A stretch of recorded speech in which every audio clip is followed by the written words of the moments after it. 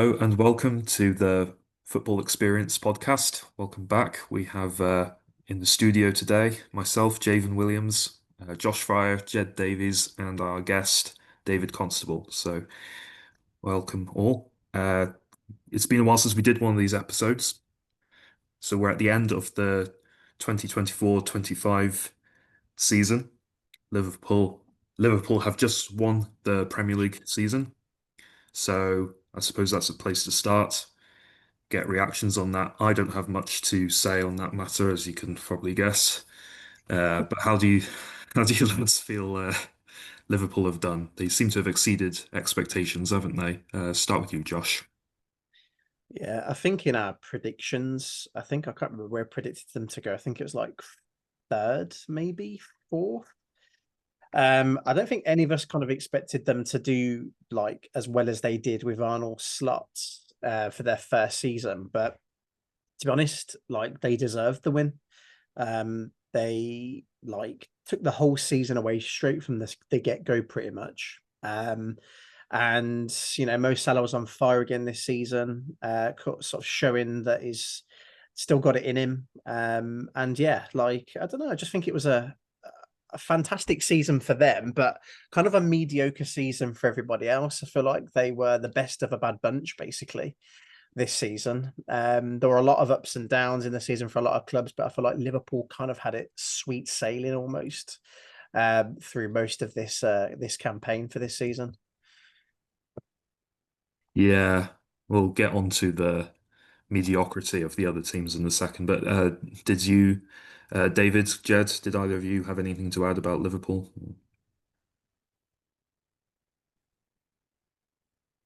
Is it me or Dave? You go, Jed. Good. I think Liverpool were fantastic. Um, like they performed just as well as they did the season before, but even better. Even since Klopp left, I thought they went. A lot of people think they wouldn't do as well, but slotted right in. He strengthened the midfield. They played beautiful football throughout the season. Um, I think once Christmas came, it's never in doubt really that they wouldn't win. Um, I feel like it wasn't the best season they've ever performed. They've got more points. Mm. City just beating them to a few of them, but they performed really well and they did what a title winning team would do, and they ground out the games and beat all the other teams. So, well done, Liverpool. It's good to see the City of Liverpool win again, especially after their COVID, which wasn't their greatest. Even though they won the league, it doesn't feel the same because of the fans. So I'm happy for them that they got to celebrate that. Yeah, no, they've managed to win a normal-ish season, haven't they, this time around, rather than during that COVID year, which was a bit weird. Um, yeah, I would just add to that. Yeah, the first half of the season kind of won it for them, didn't it? They got off to such a strong start that even when they had a bit of a dip in form, it was enough to carry them over the edge. So that's what title-winning teams do. They win when it matters. David, do you have any thoughts? You can also touch on your team, Man City, seeing as they came in third place miraculously because they didn't have the best start, did they? Tell us how you feel about all that. Well, I think any team that goes against Arsenal in the title race basically have won it anyway. The amount of history they are finishing second. And to be fair, I think that strong start of the season really helped Liverpool out because second half they had some really mediocre games, and the last four games it might be just because they won the league, but they did lose two out of them four and did draw two. So I think if Arsenal were a bit more on the gas, they could have actually done it, but we're talking about Arsenal here, not anyone else, so they can't really perform at those levels yet without a recognised number nine and a stronger team. Mm. Yeah, you're right. Arsenal, it's funny to think everyone talks about Arsenal like they've failed this season. Where any other year, any other team, you'd probably say coming second would be amazing. But I think because Arsenal have done it so many times recently, where they've come close but not got far enough, it's just starting to feel a bit almost boring with them. Yeah. But are you happy with the season that your team have had, Man City? Because it was a bit shaky to begin with, wasn't it? Yeah, I think it's definitely improved in the past months from January onwards. And I'm very pleased just to be in the Champions League because at one stage we were ninth place in the league and it was looking pretty worrying for the next season. But I think just securing the Champions League football is going to give us a really good strong point for next season. Hopefully we can come back stronger, especially with Rodri and a few more other signings coming in the team as well. Yeah. City always seem to have a stronger second half of the season, don't they? That's normally Yeah. when they start chasing whoever is normally competing with them for the title. Um, but yeah, you got third place, so fair play. In fourth place, we've got Chelsea. Now, Chelsea were in the title race for a bit, even though they didn't want to admit it, for fear of jinxing their chances. But Chelsea fourth, Newcastle fifth. As the top five had guaranteed Champions League spots this season. Which of them do you reckon had a better season? Jed, we go with you. Which two teams? Chelsea, Newcastle. Or both? I think we're very fortunate to get Champions League, especially Mm. Newcastle on the last day of the season. They nearly choked it. Chelsea, though, I think they really turned things around from the start of the season. Um, they did start all right, but then they got a bit lackluster. But they look a really threatening side now. That Maresca got rid of a lot of the deadwood that happened. So many players that they had to get rid of to cull the team, as we mentioned before. But I think Chelsea deserved the Champions League. Villa were unlucky to lose out to to Newcastle in the last game of the season. But I feel like both teams will do well in the Champions League next season. I'm assuming we're going to go on to talk about the other Champions League vying teams that got some sort of Europe. But yeah, that's all I've got to say about Newcastle and Chelsea. Yeah, we'll mention the other Champions League team when we get onto the UEFA competition side of things. But I just thought we'd touch on this because we've got two Villa fans here in the studio, so to speak. One Uh, and a half. maybe if we move to you, Josh, where did it? Well, I was going to say where did it go wrong for Aston Villa, but hey, you've got Europa League football. And a lot of seasons that would be considered brilliant for Villa, but you were obviously hoping you might get a bit more. So how do you feel about it all? How do you feel about Villa's season? Um, the season has been like it's been good overall. Really, we've been consistent in the last couple of seasons. Really, I'd say. Obviously, we missed out on Champions League football for next season, but I do genuinely think like that we'd have a better shot at winning the Europa League than we would the Champions League anyway. Agreed. So like in that regard, like it's a shame to miss out on Champions League football for sure, because obviously the revenue it brings in and everything. But I'd overall say that, like I said, the Europa League, like I don't mind being in it. You know, Emery has like was renowned for winning that competition. So I trust the process in the Europa League next season, to be honest with you. But yeah, like this season as a whole, and like in the Prem, it's just been like some games would perform like really, really well. Like I think sort of earlier on in the season, we like didn't really win many like away games, and we had a really sort of poor away sort of form. But then as that sort of gradually got later on in the season, the home wins, of course, started racking up, and then our away sort of record became a little bit better as well. But in that last game specifically against United, I don't know, just like it was almost like we just couldn't be bothered. Like it was just boring football to watch. Like we're just waiting for Man United to attack. It's like we're just welcoming them like on board to kind of like attack us and attack and attack. Whereas I think if we'd have actually kind of gone for it and played, I know we got a red card obviously during the game, which was hilarious, by the way. But I don't know. I just feel like we could have done better overall, really. But yeah, I think as a Villa fan, it was not a bad season. Could have been better. But we've been consistent the last few seasons, so I'm not upset or disappointed in any way, shape, or form. I'm quite happy with it. Yeah. Do you think, in a way, might go back to Jed on this actually, as the other Villa supporter. Do you think, in a way, Europa League football might be better next season with the transfer restrictions that you're under, or having to comply with financial rules, maybe being able to compete at that level? Yeah, well, I'm very excited to be in the Europa League because I feel like the Conference League, it's a cup that we can actually win. Like we've got a good chance of doing well in it. Mm. Whereas the Champions League, it was fantastic to be in it last year, and we progressed really far until we got beat by PSG, but obviously they went on to win it. Um, but I feel like I'm happy we're in the Europa League, and even though the money won't be quite as good as Champions League, it's going to be. I think Emery will do well again. He's a cup manager.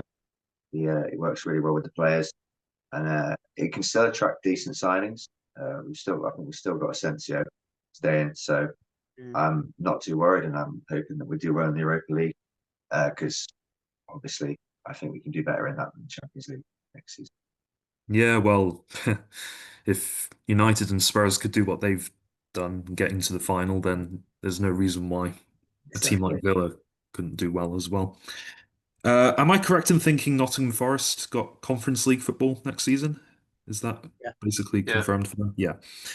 So, because obviously they came seventh. So that, it's a shame really, because especially if you compare it with last season, that's a huge achievement for them. But again, because for the first half of the season they were in the mix with Liverpool and Chelsea at the top of the table, people were almost half wondering if there was going to be another similar story to Leicester a few seasons gone by. But Forest have got European football again next season, so credit to them, I suppose. We've obviously got then Brighton and Bournemouth, Brentford, Fulham. All these teams have done well, perhaps better than expected. Um, Crystal Palace, they finished 12th, which is normal-ish for them, but they've won the FA Cup. So we also see them in Europa League next season. So never know, it could be Crystal Palace facing Aston Villa in the final. Who knows? We'll book your tickets now. Um, any thoughts on that? Oh, they were against City, weren't they? So sorry, Mm. I will go to you because it's your turn to speak anyway. How did you feel about that FA Cup final? I think it was the better team won it definitely because Palace were really up for that game and they really deserved to actually get to Europe. And hopefully they do play in Europe because there's some speculation about not being able to play because the owners own Leon, don't they? And they're also in the Europa League. So hopefully we do see Palace next season in the Europa League because they think they've. It's a normalish season in the Prem. I think they kind of own the 12th to 13th spot. Hmm. But to win the FA Cup's really, that's really good for them. They should be really proud. Yeah, absolutely. I tell you what, that would be so cruel to deny them European football after that achievement. Um, but yeah, as things stand, it'd be great to see them. Everton 13th, they always find a way. Even if they look like relegation favourites for large parts of the season, they just find a way, don't they? And they'll be in their new stadium next season, so it'd be good to see that lovely new stadium in the Premier League for at least one season. We'll see how things go for them, won't we? West Ham 14th, Man United. Suppose I should probably say something here, shouldn't I? Worst team in decades, worst season in decades. Uh, And one of the most depressing things about this season is that the fan base just seems to have accepted it, um, myself included. I think with the way things went under Eric Ten Hag, hopes weren't particularly high when Amorim came in for anything extraordinary. I think the best that United fans could have been hoping for when Amorim came in was maybe ending the season around probably sixth or something like that, like previous seasons. Because I believe United were 14th when Ten Hag got sacked. So some might argue United have gone backwards, but some will also argue that that was inevitable because Amorim's trying something completely different, and the current team weren't capable of doing that. So, yeah, safe to say it's been a bit of a write-off of a season, but as the worst season in living memory for me, in a way. Um, yeah, don't really want to see that repeated. Uh, any thoughts from you lads about Man United's season? Josh, go with you. Yeah, I mean, he had a difficult job anyway. Amorim did, having to take over Eric Ten Hag's team because, as you know, from past experiences watching managers come in, you know that it's difficult to continue what the manager before you's left, like for you to deal with.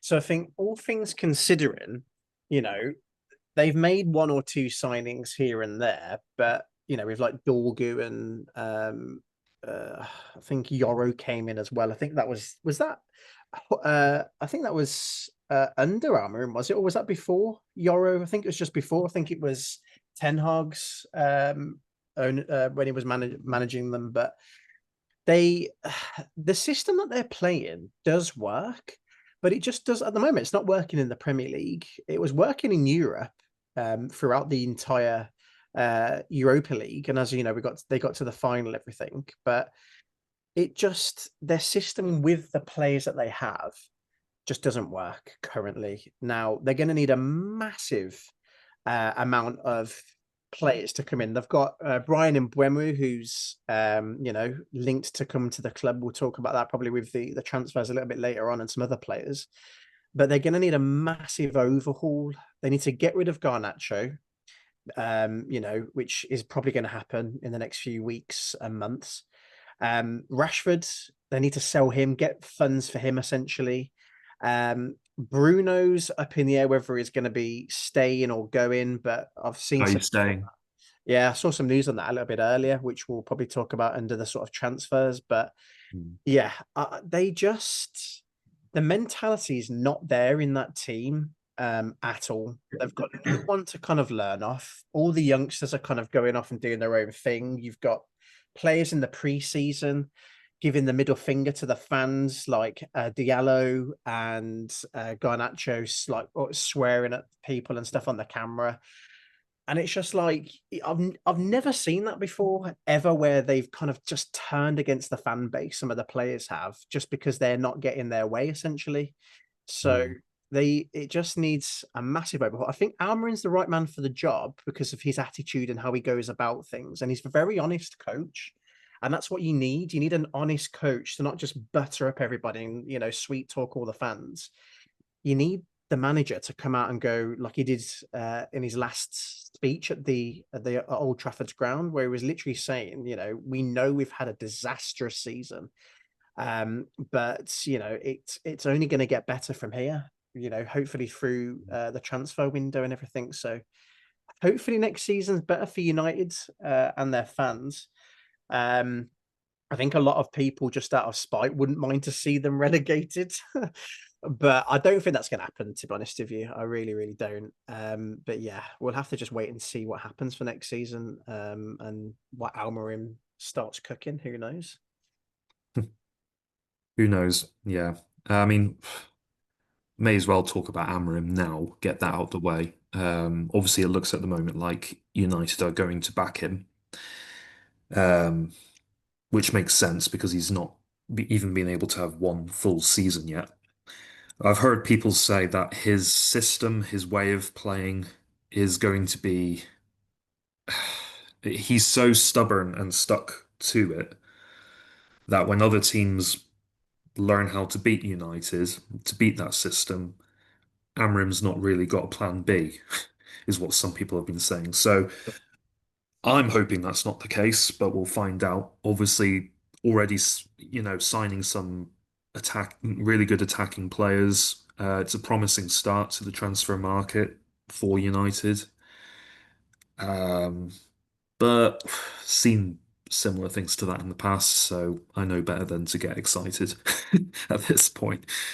Uh, Obviously, last season Last season was a disaster, finishing eighth. Everyone was saying that couldn't have gone any worse. But then there was the silver lining of the FA Cup, and that was enough to buy Erik ten Hag some more time, which in hindsight may not have been the wisest choice. In some ways, I actually think it's a good thing that United didn't win the Europa League because that would have maybe been viewed as another silver lining and wouldn't have led to the maybe desperate measures that the club is taking in getting rid of lots of players and bringing in new ones. Sandwich ladies. Yeah, need new sandwich ladies that Yeah. are cheaper and don't demand as much. Um, yeah, no, I think,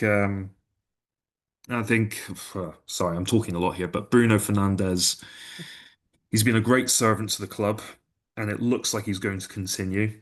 I know some have said that the money would have been nice, but would that money have been spent on another player as devoted to the badge? There's no guarantee, is there? Mm. No, I agree. Like the amount of money that they gave and offered that man is insane. Like life-changing money for a footballer, let alone anyone else. So I think he does have to be commended for actually what not just kind of being forced to stay, because that's not been the case really, but he wants to stay himself. So for sure, he deserves a lot of praise. And I think that without him in United squad this season, you 100% would have been going down 100%.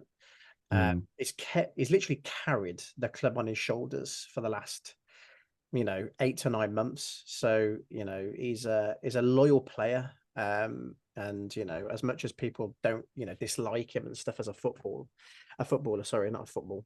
The he has to be respected for sure, no matter who you support, really. yeah. Any thoughts, Jed? Anything you want to On Man United specifically, or just everyone? add? Money. Man United at the moment. Yeah. Yeah, okay. It's going to be on Spurs as well, but yeah, well, Man U haven't had the best season, have they? But they haven't gone down. They've avoided relegation. It's the start of Ruben Amorim's transition period. I feel like the players got to get used to that. Ten Hag started the season horribly, and it was always going to be a struggle for him starting as the new manager. It's been mentioned. Um, I feel like Man U will do better next season with the signings they're potentially going to make with Cunha and um, possibly a few others to strengthen it. It seems good, but we know as Man United, the pressure that's on the players has played a huge part in their performances.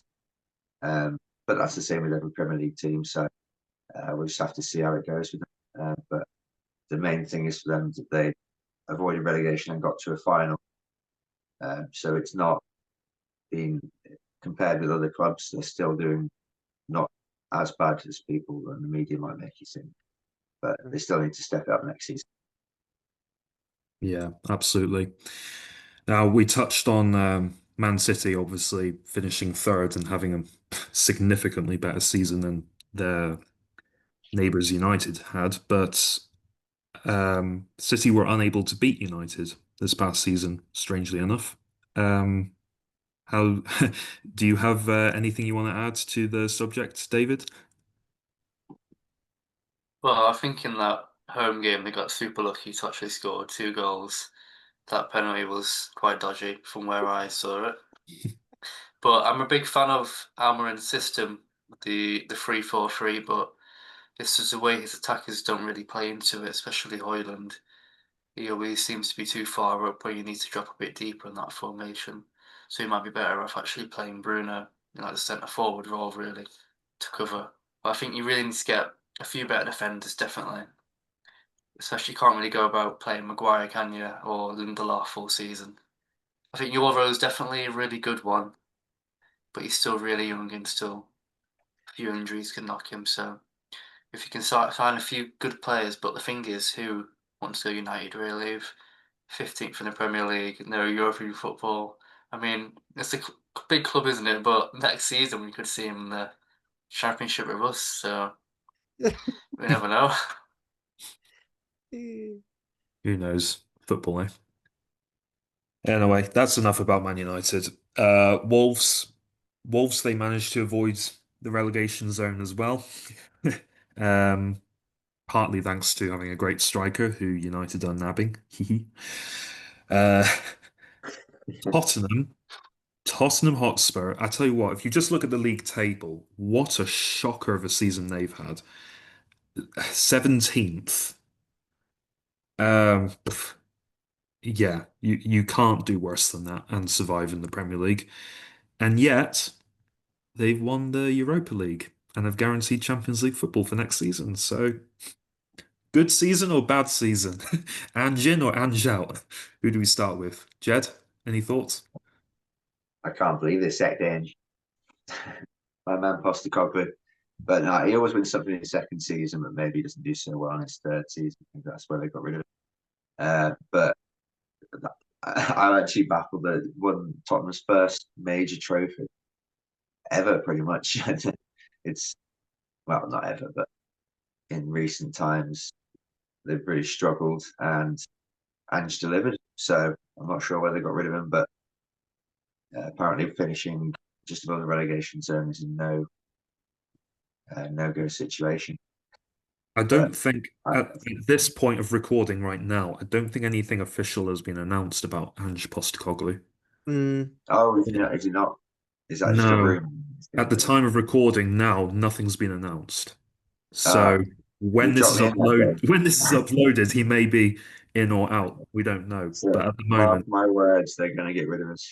it, this But for this some reason, yeah, the silence is quite loud, isn't it? And Daniel Levy will be acutely aware that he doesn't want to make the same mistake United made last year of giving Ten Hag more time when they shouldn't have. So mm, it's one of those that they can't really win, can they? Because some will be upset if he gets oh, sacked, and some definitely. will be upset if they keep him and they don't do what they hope to do. it's a, Um, yeah, Josh, it's a tricky situation because, as we all know, they sacked Mourinho just before a final. Now going back to United quickly because it links to this point. Ratcliffe said in an interview with Gary Neville that they should have sacked Ten Hag after the FA Cup and just let him go, leave on a high rather than start a new season and then start to sort of, drive them into the ground a little bit. So I don't know whether the same's going to happen with Tottenham in the sense that they're going to just part ways with Ange, but say it in the nicest way, we just, despite everything you've done for us and everything, we think it's best that we part ways and let another manager take over the season that's up and coming, and let a new project start. But I don't know. As I said, we all know this, the Spursy kind of jokes and everything that go around all the time. It would not surprise me if they sacked him. It would be a very Spursy thing to do, for sure. But I don't know. It's a tough situation because, as I say, do I think he deserves to be sacked? It's like a 50-50.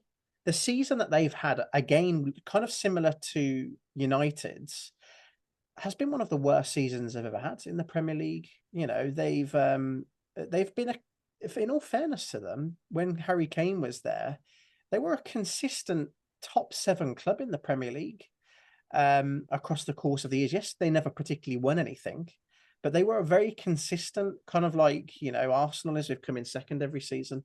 But I think that it's a 50-50 for me. I wouldn't be surprised if it happened, but I wouldn't be surprised if he stayed, to be honest with you. But yeah, I would personally keep him personally if I was a Spurs fan. Um, yeah, it's been a shocker of a season, but there are other factors that play into that as well, like injuries and stuff like that. Um, ugh. It was a really low quality final, that Europa League. Um, Two teams that had really underperformed throughout the year. But what Spurs had that United didn't was a real grit and determination, especially towards the end. Like they were solid at the back. It was not a Spursy performance in my mind. It was mm, actually dare I say, more like stereotypically how we think of Chelsea years gone by, um, parking the bus and just grinding out that result after they got the goal, which isn't the most attractive football, but they did it. And is that thanks to the manager? And would they have that determination going forward with Ange Postecoglou? It seems some of the players like their manager, but that may or may not be enough to keep him. Time will tell. David, any thoughts? I think losing 22 games in one season's got to be. Is it the first time the team's not been relegated?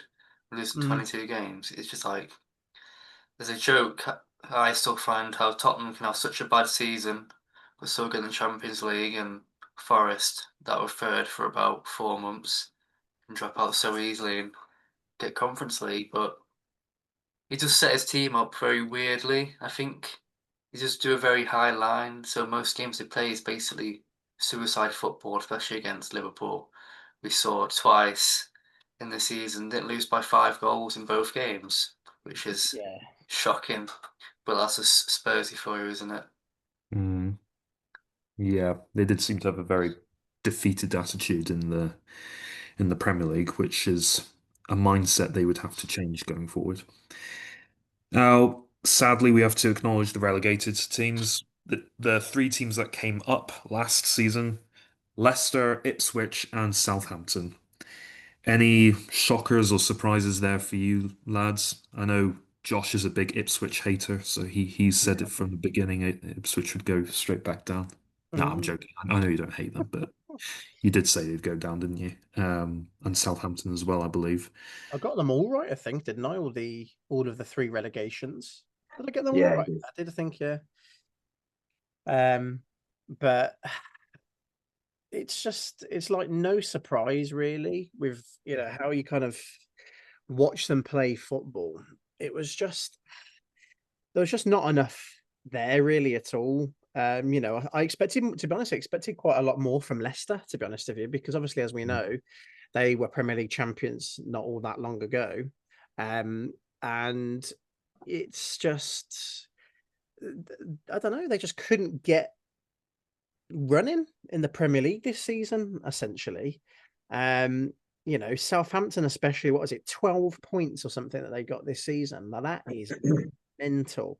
They've Just narrowly avoided the worst ever record. literally, The worst ever Premier League season record still applies to Derby County, I think back in yeah. 2008 or something like that. I know they literally just scraped double-digit points. Finished on their season. I think they had about, I think they had from like 2 wins, and like about 30 losses, wasn't it, or something stupid? It was And yet insane. they beat oh no, they drew against Man City. Yeah, they held Man City to a draw. I remember, yeah, that was it. That's That's I couldn't believe that. Um, wild. but just looking at some stats now, I had a goal difference of -60. 8% of matches they kept a clean sheet. Average goals conceded per game is 2.26 goals every single game. That is nuts. As a statistic, essentially. But as another fact for you here about Southampton going down, the first team in Premier League history to lose 13 matches in a single season. So, I mean, with those stats there, they pretty much deserve to go down. Ipswich, 4 wins, 10 draws, 24 losses, 22 points. A lot better than Southampton. But again, still average goals conceded per game, just over 2. Not even a goal a game on average scored. Average goals was just 0.9. And they also, a notable fact here was they conceded 10 goals from corners, highlighting that sort of like vulnerability from set pieces. So they were just, I think all three teams just leaked goals this season heavily. I think that, especially if you play fantasy Premier League, whenever Salah or especially Haaland, especially at the beginning of the season, came up against those three teams, it was a no-brainer to captain them because they just leaked goals, like it was like nothing essentially. So Mm. yeah, it was a bit of a bad season for the teams that went down. But as David said, it's the first time a team, especially like Tottenham, got that points tally and hasn't been relegated in a season. So Yeah. Tottenham got away very, very lucky and by the skin of their teeth for sure. Yeah, if Leicester had maybe done as they were expected to, Spurs would have been in big trouble. Obviously, Leicester gambled with the manager change, bringing in Van Nistelrooy after his brief stint with Man United, and it didn't pay off. It didn't pay off at all, did it? If anything, they got worse. Yeah.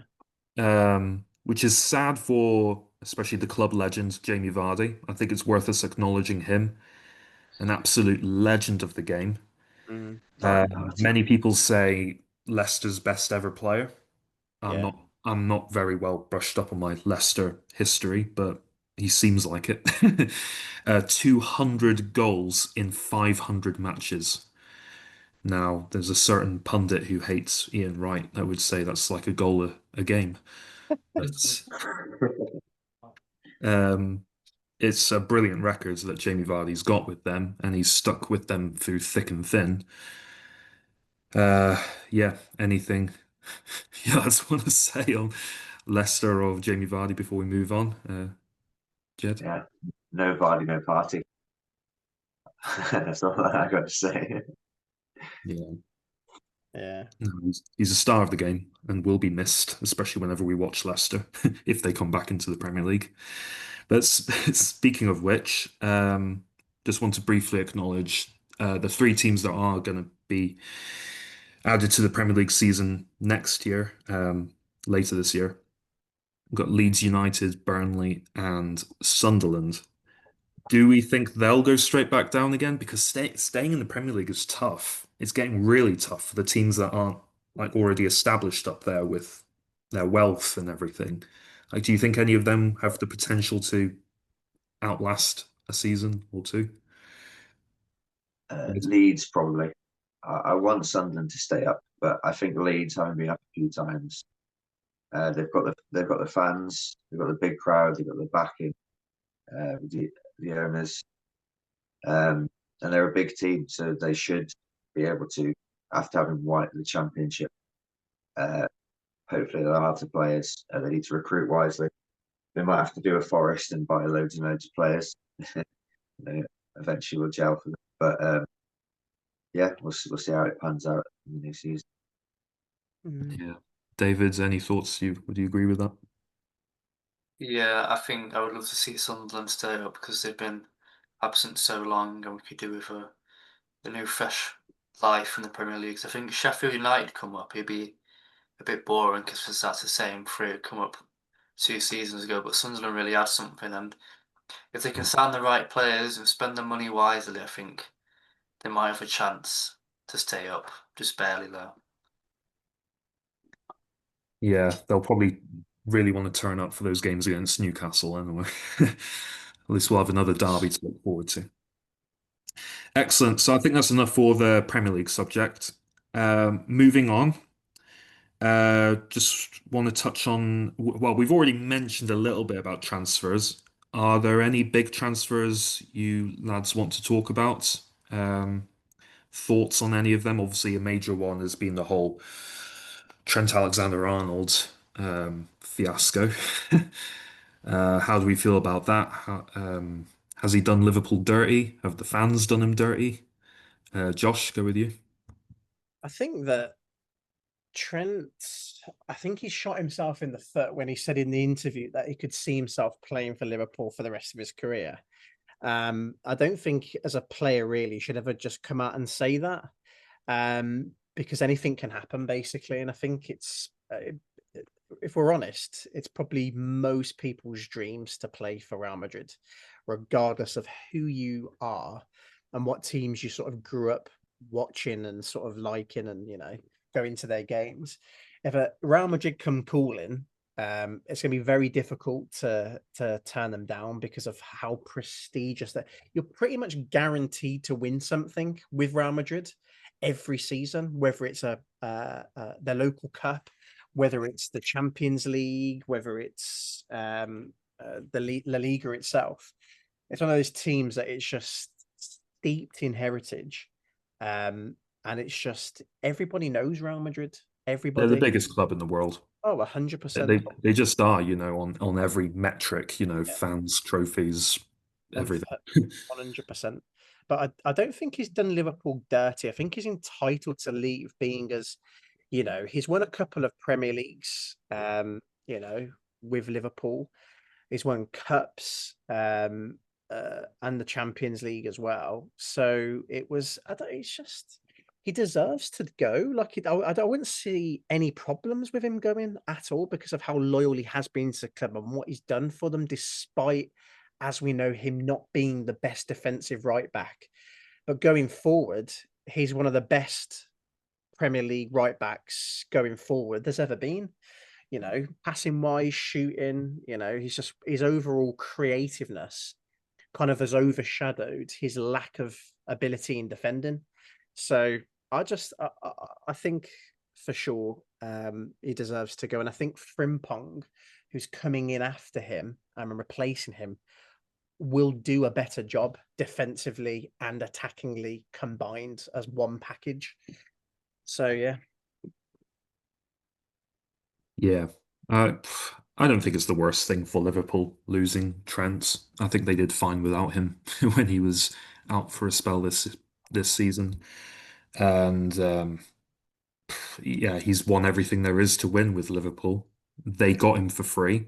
Well, free Yeah. as in, come up through the ranks, so to speak, rather than bring him in on a transfer. So him going for free, probably not ideal for Liverpool, but it's hardly the worst tragedy either.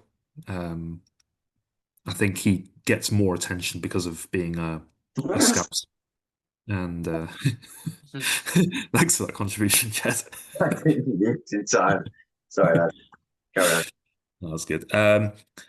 Yeah, I mean, Jed, David, either of you disagree with that, or Didn't hear you at my sneeze.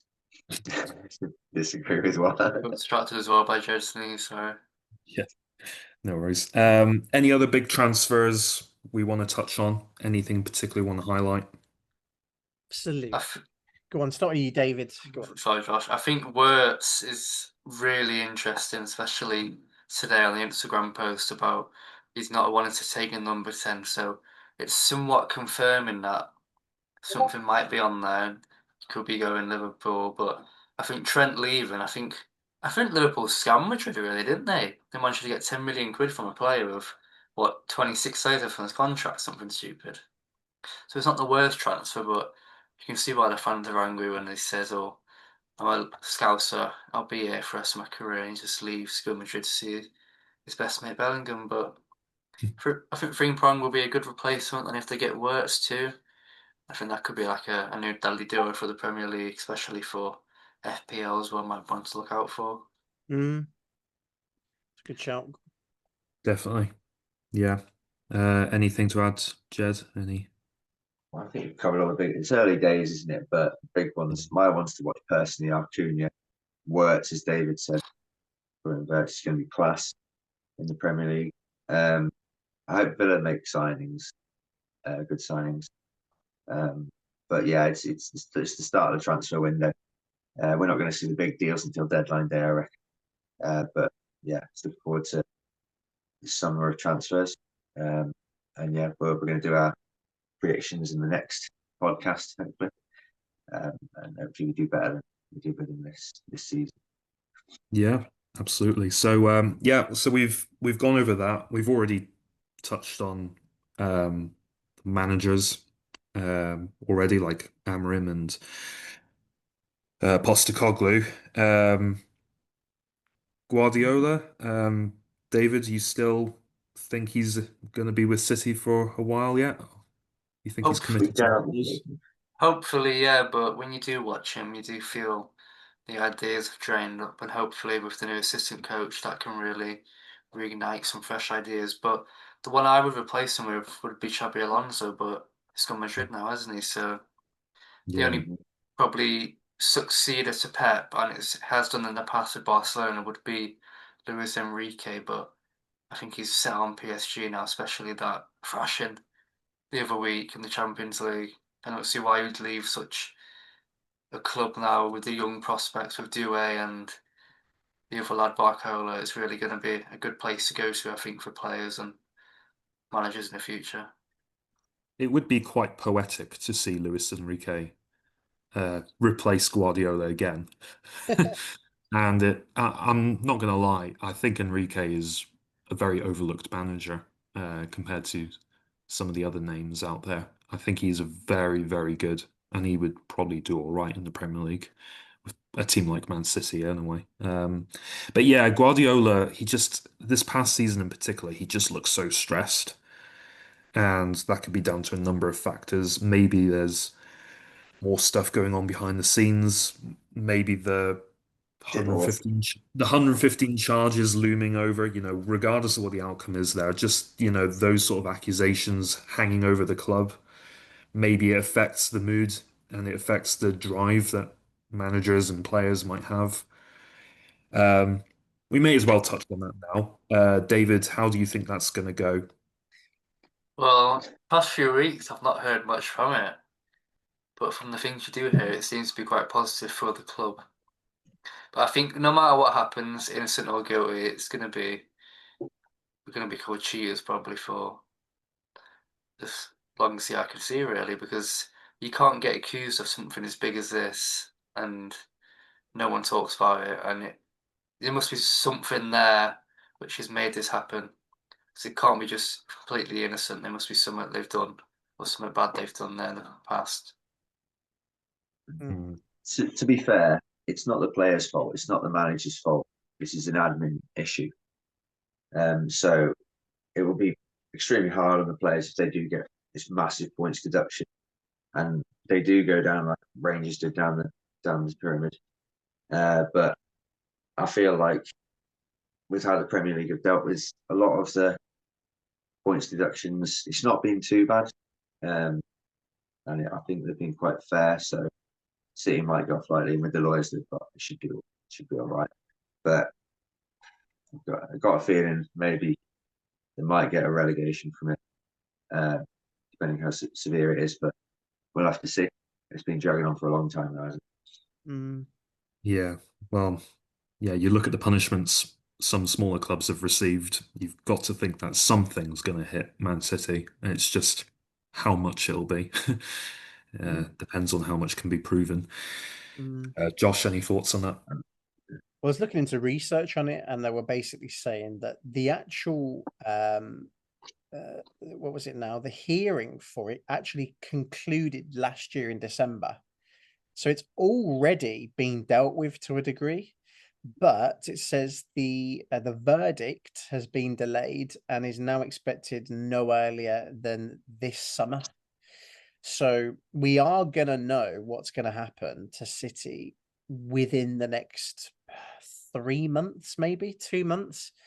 Hopefully, the sooner rather than later. I mean, let's be honest, City don't want to, you know, get into the next season and then be deducted 50 points or something stupid for their season coming up, because there'd be no point in playing in the Premier League if that's the case. But it's like Dave said, like, if you've got 115 charges against you, you've got to at least one of them surely has to be true. It's insane. I don't think we've ever had this many charges filed against a club in the history of football. I don't know how many charges Rangers had when they got demoted back down the pyramid of football, but surely it's going to be something we've never seen before. Sure, if they are guilty, of course. And I think the fact that it's taken this long for the verdict to come out, I actually think they are guilty of some of them, because there's no way if they were innocent, they'd have just said when it concluded 6-7 months ago or whenever it was, that the hearing had ended in 2024. So I honestly think that it's taken this time because they are planning what is going to happen with essentially Man City in the upcoming season, or whether they're going to strip them of titles or whatever. essentially. So I don't know at the moment, but the charges are just ridiculous. But the consequences I've been looking into: points deductions, fines, titles removed, and even severely as being relegated from the Premier League, essentially. And it even says here that rival clubs may even seek compensation for lost revenues, potentially amounting to hundreds of millions of pounds that they should have been entitled to if they are found guilty. So, you know, it's an insane punishment, whatever the outcome is, essentially. So we'll have to just wait and see over the next couple of months. Yeah, I mean, I've got a slight bias, but I've always found it a little bit dodgy the way that Man City have raised their funds to get players and managers and compete at the level that they do. I mean, they've done a brilliant job of it. I mean, I will, throw my hands up and say, United have spent more than Man City, but they've wasted it. Okay, Yeah. they've not done it efficiently at all. Man City have been the most efficient team in the Premier League with how they've spent their money, how they've built their infrastructure. Okay, that in itself can only be admired. Okay, down to the players and the staff and everything.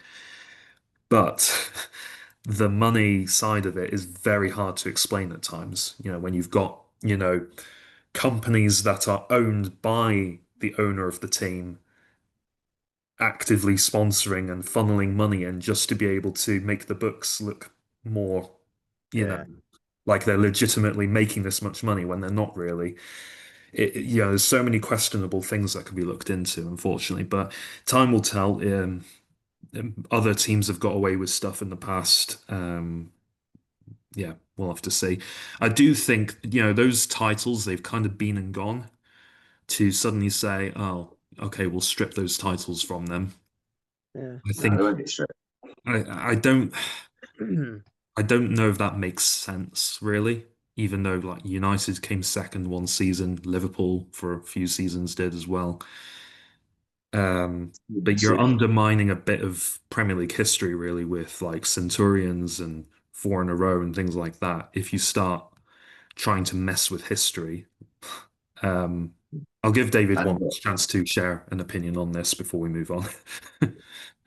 Yeah, even though if they do get stripped, it won't really mean much, I don't think, to anyone because it's only really the history side in like the record books. But I think in all the City fans' hearts and minds, we're still gonna all remember that night in Istanbul when Rodri scored the winner and we all won the Champions League for the first year, and the Gundogan last-minute goal against Villa as well to secure the title on the final day.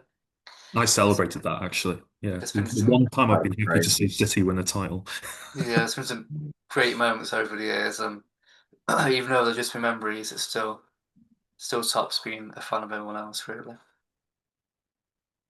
Yeah. Yeah, we'll see. They've obviously been an unbelievable team to watch, unbelievable team of players and everything. So we'll have to see. Uh, Final point to talk about before we move on to Jed's segment, which I hope he's ready for. But final point Yeah. before we move on to that. We already touched on the Europa League, so we don't need to talk about that. We'll briefly acknowledge the Conference League winners were Chelsea. No big surprises there. No. No. It was kind of unfair to the rest of the competition, really, because that tier of European football is kind of meant for those smaller teams. And then you've got a massive behemoth like Chelsea come in with all their money and I don't stars. know. Anthony nearly stopped the goat. Goodness, It, or didn't win. it could have gone the other way. I don't think the final scoreline of that match told the full story because Real Betis were looking really strong in the first half, but Yeah, they won it. hey ho, Chelsea won. Chelsea the first team to win all three, I believe. Conference, Europa, and Champions League. So whether that's worth bragging about, I don't know, but they were the first to do it. They will. They'll Um, bring about. and then Champions League, uh, we had Inter Milan against PSG, and obviously the semi-finals before that. We'll go to you, Josh. Where do you want to start with that? What was that? Sorry, about the Champions League, did you say? Yeah. Grief. I mean,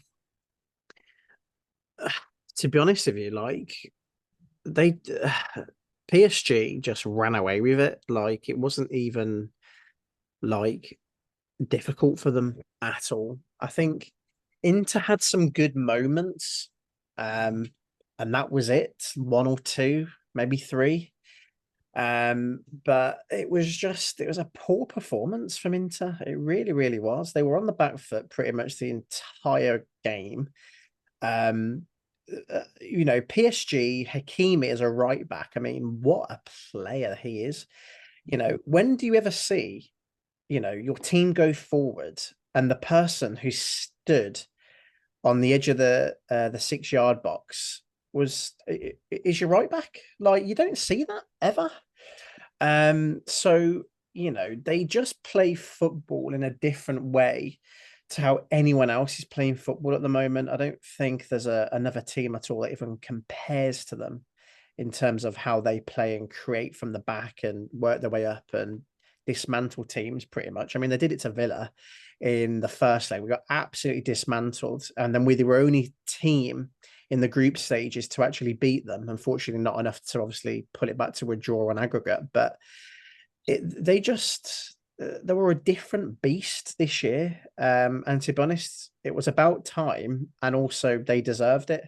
So, there wasn't any point in that game where I felt like there was some dodgy decisions or, it was a bit controversial. They literally dismantled them from top to bottom, and it was one of the most convincing final of the Champions League win that I've ever seen, pretty much. So 100% PSG deserved it without a shadow of a doubt. Mm. Your thoughts, Jed? Yeah, I'd say the right back. There are quite a few attacking wing backs, but none are as good as Hakimi. I was thinking Pedro Porro and Munoz for Crystal Palace are like really attacking wing backs.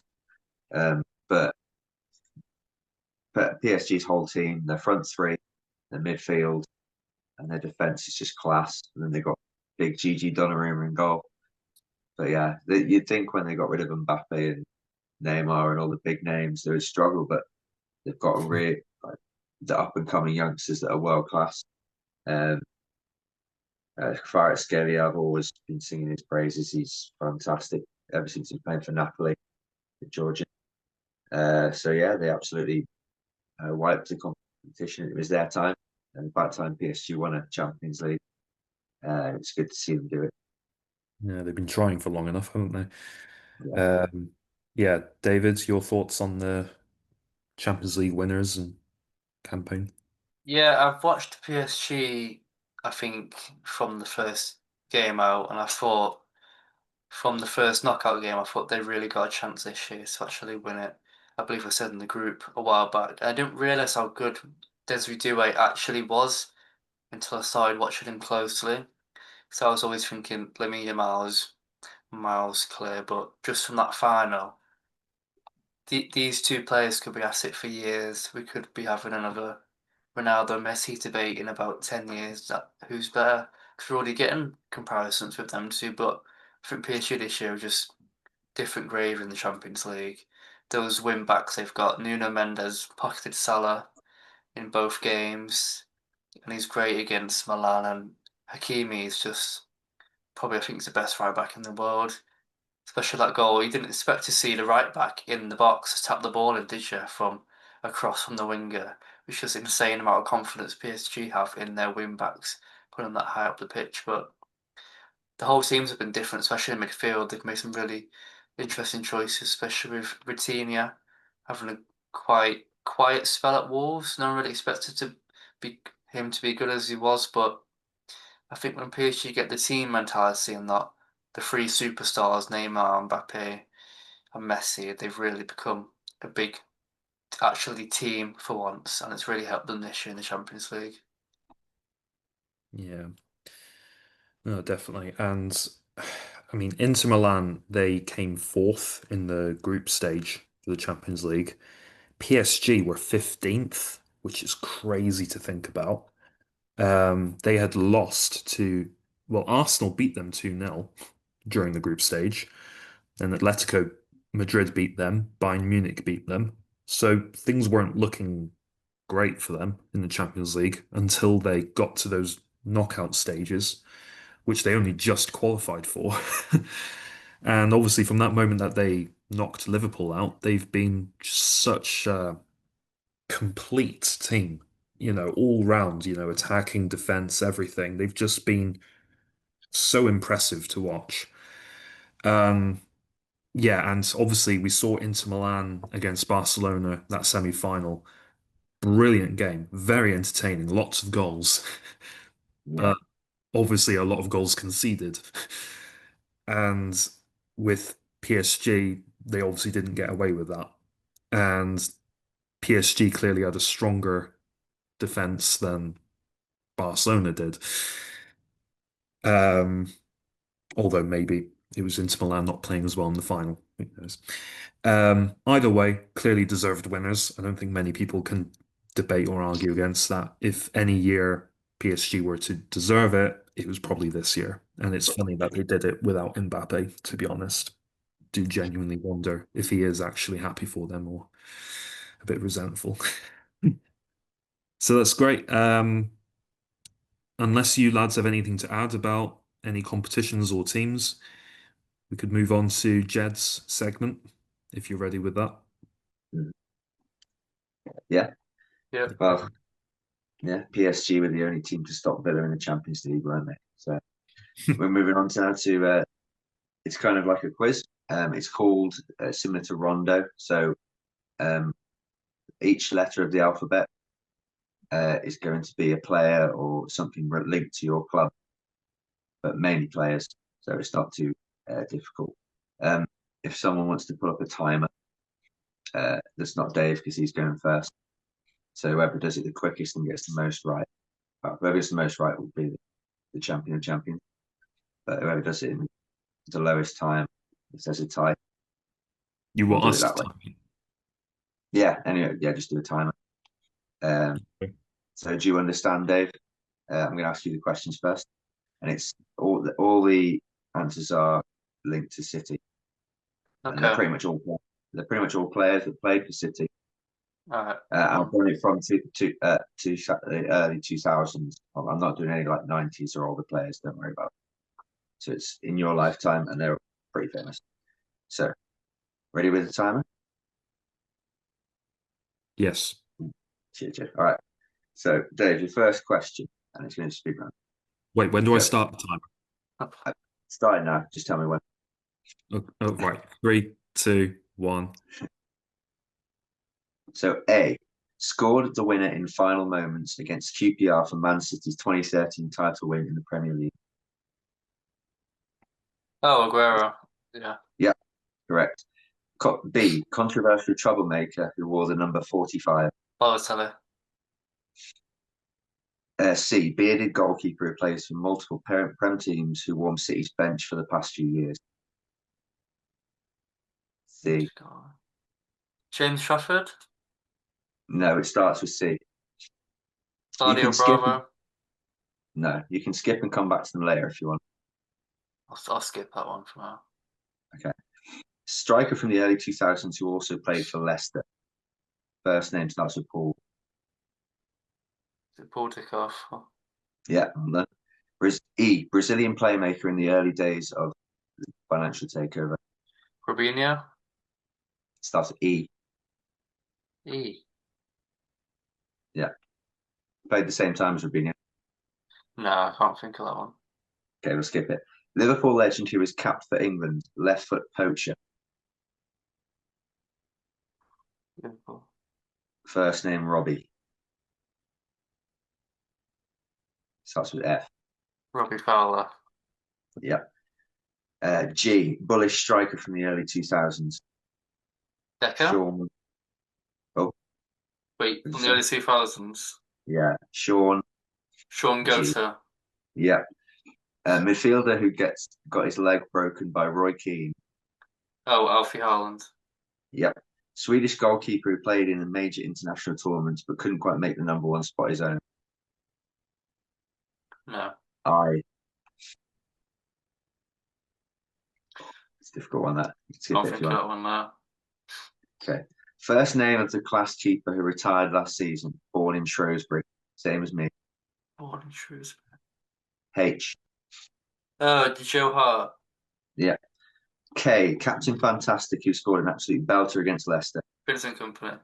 Yeah. S. L. First name of Pacey City winger who was sold to Bayern. Leroy Sané. M. Yeah. Electric Egyptian signed in January. Mahrez. But no, Mamouche. No. Okay. Spanish. Well then. M. Spanish fullback with some same first name as our Lord and Savior. Oh, Jesus Navas. Yeah. Yeah. Promising youngster. He scored a fair few goals this year.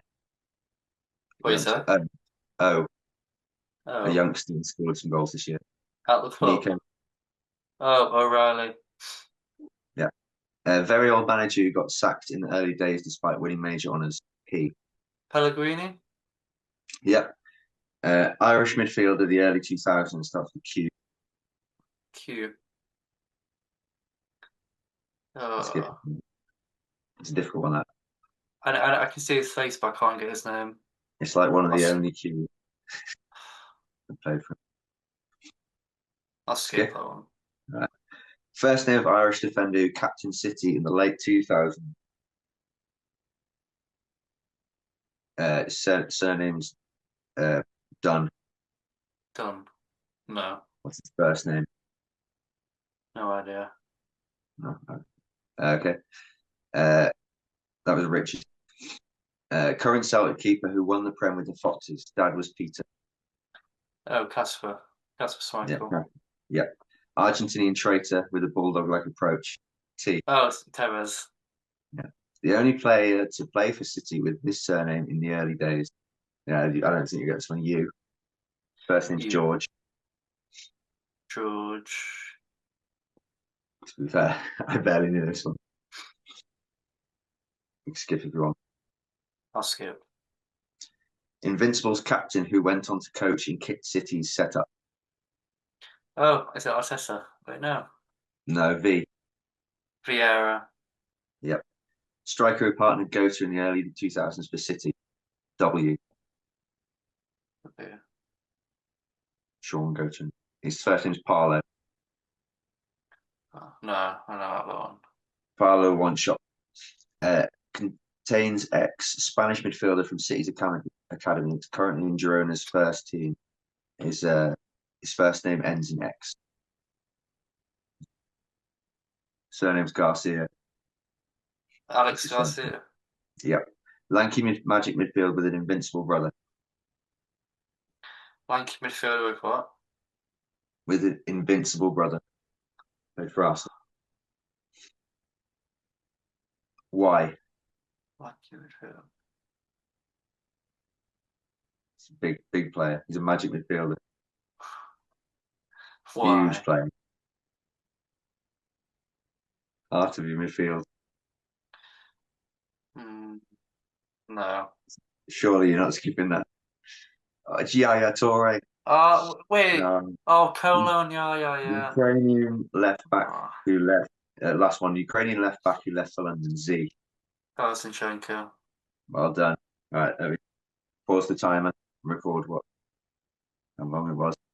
How long did he have there? 5 minutes 50.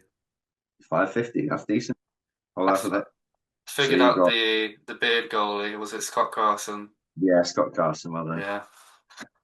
I'll give you that one. These came back to 1, 2, 3, 4, 5, 6.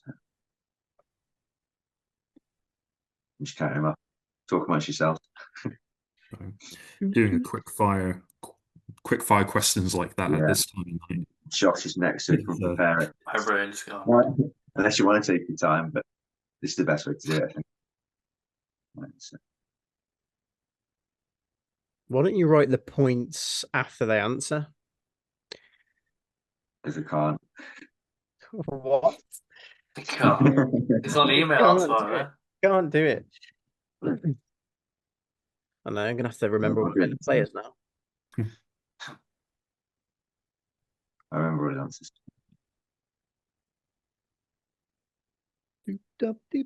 So we got 18 if I'm giving him Carson. That's pretty good, Dan. Well done. Right, yeah, I'll put a little tick next to it as you're doing it, Josh. So are you ready, Josh? Yeah, mate, go for it. So you're going to do a timer again. 3, Go. 2, 1, go. Okay, Villa striker who's now a pundit on TalkSport. I'm on the hall. Yep. Big Belgian striker who's smashed loads in. Benteke. Yeah. Villa centre back who played for Chelsea and scored a mad overhead kick.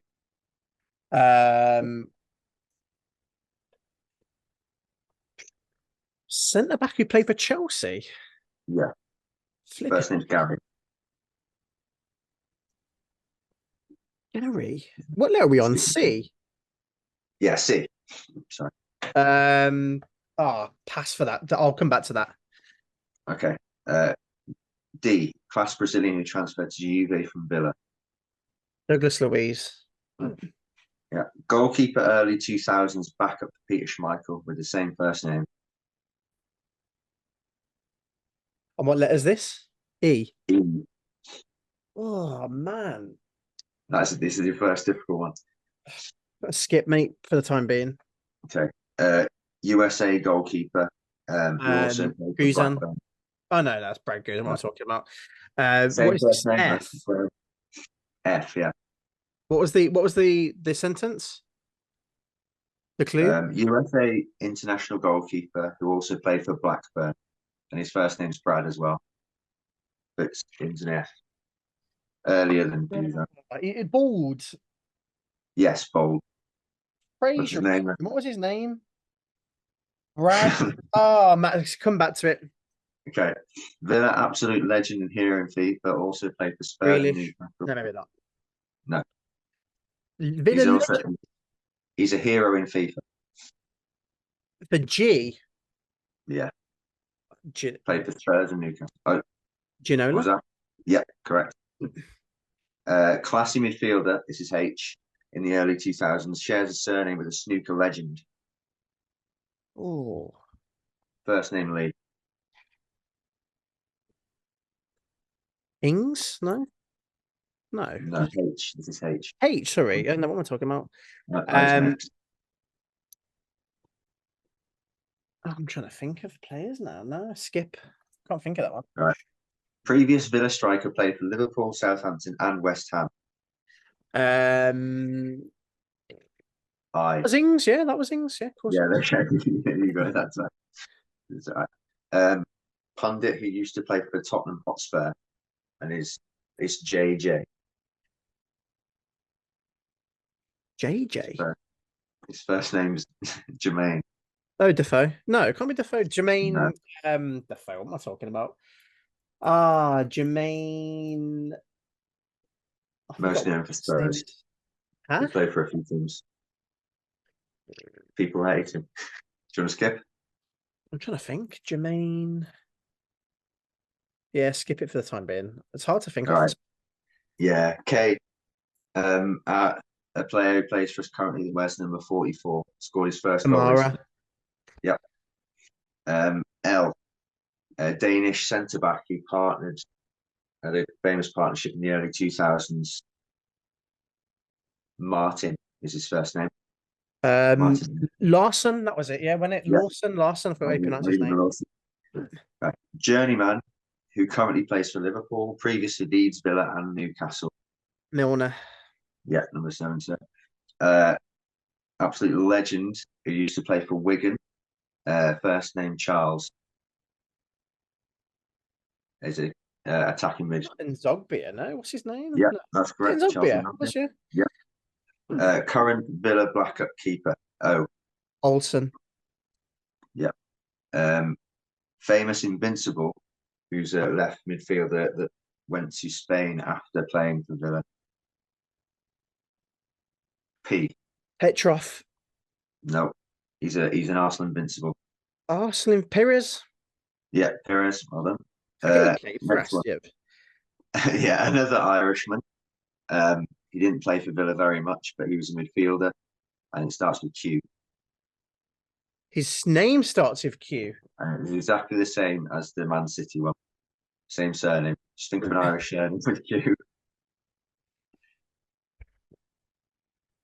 What's his first name? Keelan.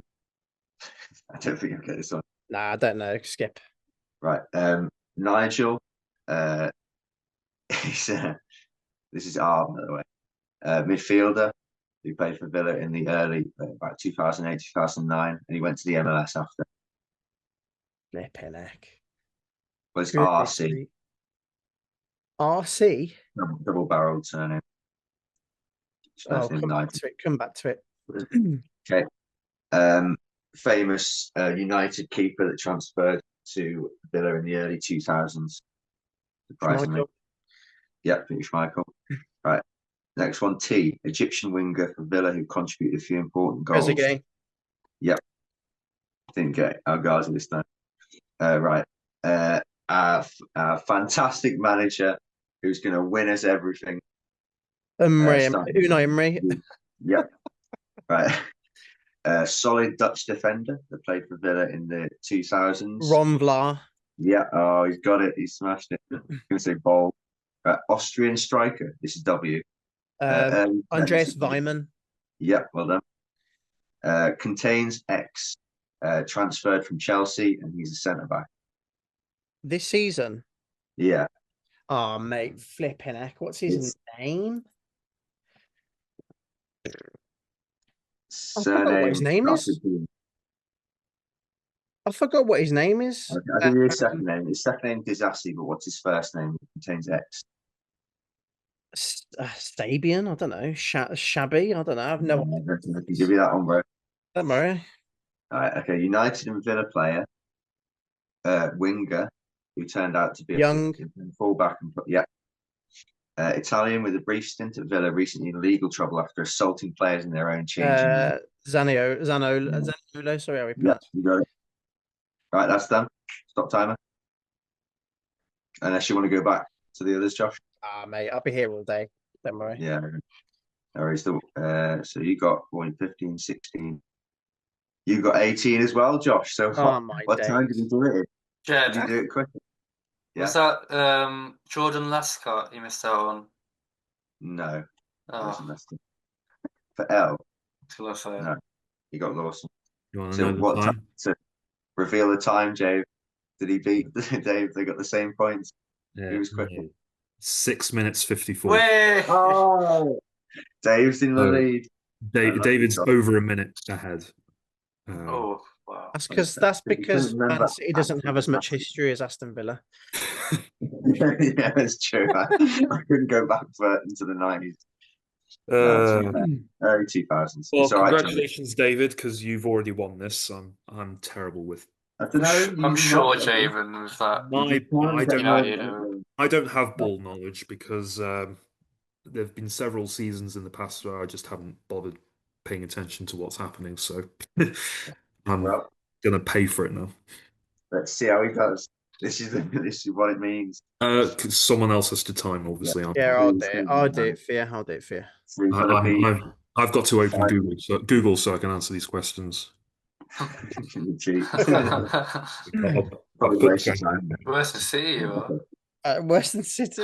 All right, I've got a countdown then for you, Jedi. So you ready? Yeah. Ask the questions clearly so that my AI assistant can hear you. Alexa. Right then, I'm going to count down 3, 2, 1, go. A. Real Betis goats who nearly won 2 European trophies. B. Defensive captain for United in the 90s. Starts with Steve. Owen. No. B. Steve. Bruce. Yeah, well done. Right. Eric, the number 7 in the 90s and early 2000s. Cantona. Yep. D. First name. Also wore the number 7, but a right winger who was really good at crosses and free kicks. David Beckham. Sad to believe. E. Danish legend who collapsed on the pitch in the Euros. Ericsson. F. Uruguayan striker flop. who was signed by Ferguson after impressing in Europe but failed to impress? Baby. First, no, first name Diego. Repeat the question, sorry. Uruguayan striker flop who was signed by Ferguson after impressing in Europe. Top scorer in the World Cup. Not Typically right. Falcao, Di Maria. No, not Falcao. Yeah. Starts with F. Starts with Skip. what? Starts with F. You'll remember at your time though, Joe, so you might want to skip this one. Did I say Falcao? No. It's not Falcao.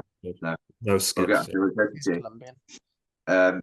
left winger who wore the number 11 shirt, absolute legend, but he's been a bit of controversy after being accused of charges. Greenwood? Oh, close. Starts with Ryan as well. No, isn't it Mason? No, his first name's Ryan. His first name's Ryan. Yeah. G. Skip. My mind's gone blank, sorry. Oh, no. Oh no. That was Ryan Giggs. H. Accused of what? Assault? No. He was charges of. Anyway, there's no time. Let's just happen. H. USA goalkeeper who also played for Everton. First name Tim.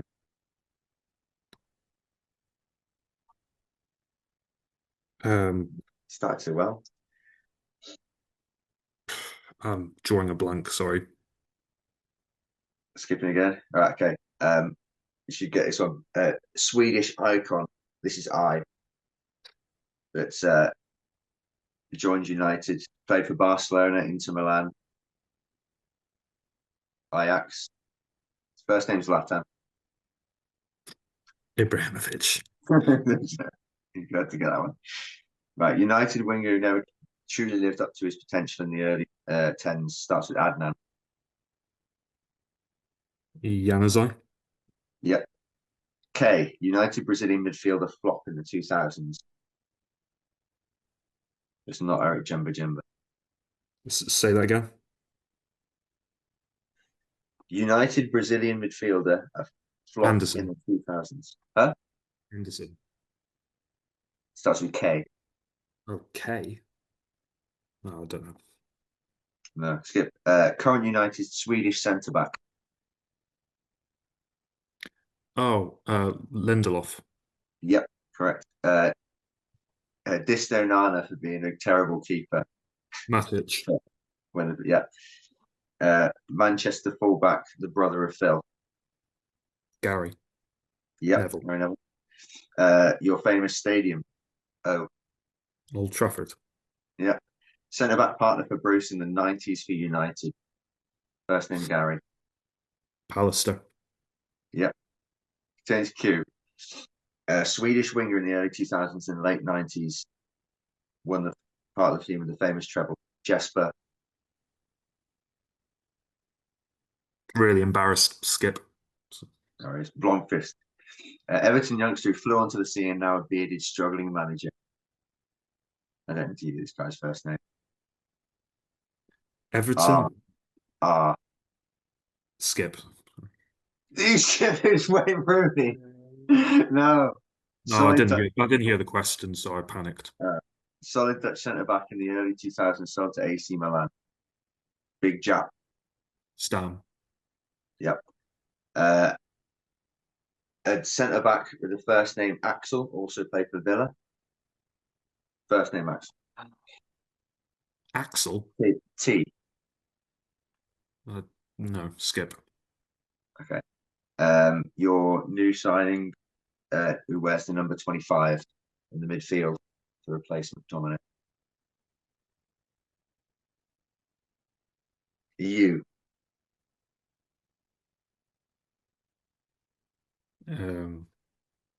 Number 25.